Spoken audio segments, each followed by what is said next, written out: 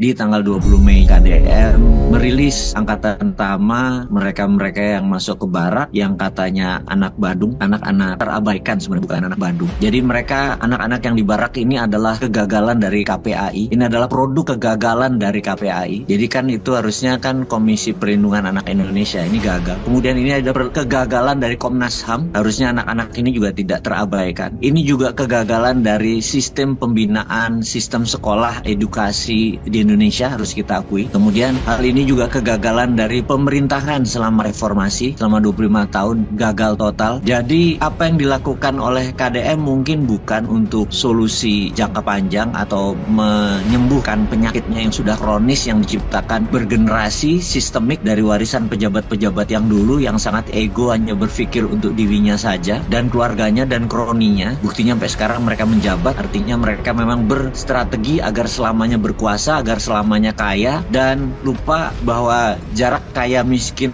itu makin melebar, yang kaya nambah kaya. Bahkan kalau orang kaya yang di atas itu bilang, dikatakan bahwa Indonesia gelap, mereka bilang mana gelap? Ya lu terang, lu korup gitu ya. Ya lu memainkan jabatan lu gitu ya. Dan kita tahu di bawah gaps kaya miskin ini makin jauh, dan produk daripada kekecewaan mereka pakai motor brong yang suaranya gede banget itu untuk menarik perhatian. Mereka ke sekolah buat celurit, mereka udah tergila-gila sama games. Mereka bisa, kalau nggak dikasih itu kakeknya, kalau dia karena ibunya kerja, bapaknya kerja, tinggal sama neneknya bisa dipukul kalau nggak dikasih motor dan lain sebagainya. Itu adalah potret produk kemiskinan yang diciptakan dengan sengaja ataupun dengan tidak sengaja. Kalau tidak sengaja artinya memang tolol pejabat-pejabat yang lalu itu. Kalau sengaja ya memang mereka ingin rakyat-rakyat itu selalu miskin, sehingga kalau dikasih bansos seakan-akan menjadi pahlawan, kemudian dipilih setiap 5 tahun sekali. Kemiskinan itu diprogram agar selalu bisa dimanfaatkan untuk kepentingan-kepentingan politik. Itu yang kita sebut sistemik dan dengan sengaja. Sampai kapan hal ini kita bisa nikmati? Kabur aja dulu? Itu tidak semua orang bisa. Pengen sih sebenarnya kabur aja. Dan efek yang terjadi adalah kita ini sudah brain drain. Apa itu brain drain atau brain itu otak ya, bahwa pemikir-pemikir negara ini sudah keluar dari Indonesia. Banyak sekali orang pinter, pemikir, free thinker, orang-orang berpikir bebas, orang-orang kreatif itu lebih memilih keluar dan berkarya di negeri orang atau di tempat lain, dan itu negara kita menjadi brain drain. Dan kebodohan-kebodohan itu terlihat pejabatnya juga tidak mau meminteri rakyatnya, sehingga apa yang KDM lakukan ini adalah bentuk simbolik untuk wake up call, untuk alarm membangunkan kita bahwa selama ini sistem tidak berjalan. Dan ini sekali lagi mungkin tidak menyelesaikan masalah, tapi ini kalau seseorang karena sakit gigi badannya panas dingin, ya ini hanya menurunkan panasnya, atau dia sakit perut ini diturunkan panasnya, kemudian nanti ya perutnya diobati atau giginya diobati. Tapi itu pun baru dilakukan pada saat ini, pada udah 25 tahun reformasi itu berdiri, dan produk-produk kenakalan-kenakalan ini sudah mengakar. Dan di awalnya memang anak-anak nakal atau anak-anak terabaikan, lebih tepatnya anak-anak yang tidak diurusi oleh KPAI. Saya ulangi lagi nih, KPAI soalnya menyerang terus ya, gue serang balik, lu nggak ngapa-ngapain kok gitu. Kemudian Komnas HAM juga sama, ini korban perbuatan lu semua pejabat yang membuat anak-anak ini terabaikan. Jadi ini hanya contoh aja, dan kita berusaha mempromosikan apa yang KDM melakukan agar ini bisa dilakukan di seluruh Indonesia. Pertama mungkin anak-anak yang terabaikan, nah nanti anak-anak yang berprestasi juga sama, dan akhirnya seluruh anak Indonesia untuk mendapatkan bekal, karena di barak militer ada lagi yang bilang bahwa nggak cocok barak militer tuh buat anak-anak. Ini orang goblok dari mana lagi yang komentar kayak gitu? Buat didikan militer tuh nggak cocok buat anak-anak.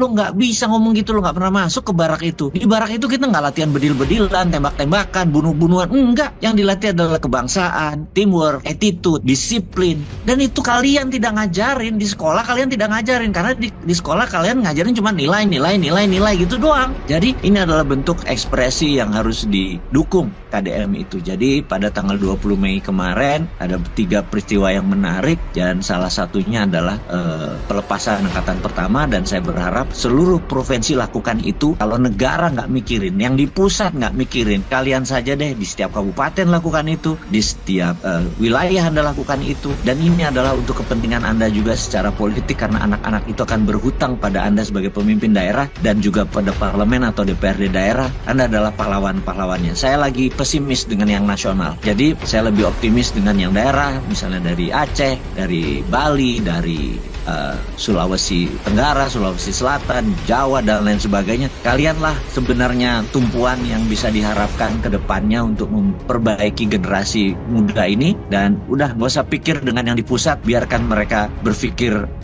untuk masalah yang di pusat itu, karena lebih banyak lagi masalah yang di pusat yang sampai saat ini sudah 6 bulan menjabat pun masih kayak orang ragu-ragu, orang bingung, pejabat-pejabatnya terbukti korupsi tapi nggak bisa dieksekusi karena dia adalah anak buah dari pemimpin yang lama, sementara pemimpin sekarang ini berhutang pada pemimpin yang lama, punya banyak kwitansi dan lain sebagainya. Yowes, kita berpikir ke daerah aja gitu ya. Itu dari sisi kebangkitan 20 Mei, Hari Kebangkitan Nasional, yang harusnya secara nasional ada acara untuk merayakan kebangkitan nasional ini, tapi sekali lagi hanya Jawa Barat yang melakukan itu gitu ya. Kenapa provinsi lain nggak melakukan, tidak merayakan dan tidak melakukan aksi apapun? Gua nggak tahu, lo aja yang berkaca. Apalagi kaum nyinyir yang menganggap Demul itu akan menjadi Mulyono II atau Mulyono Sunda. Ya yang satu Mulyono, ya kata-katanya kata-kata Mulya, ini Mulyadi, itu Mulyono, sama aja lah, nama sih sama. Tapi yang penting actionnya ini adalah untuk dicontoh, bukan untuk dikritik gitu ya. Jadi itu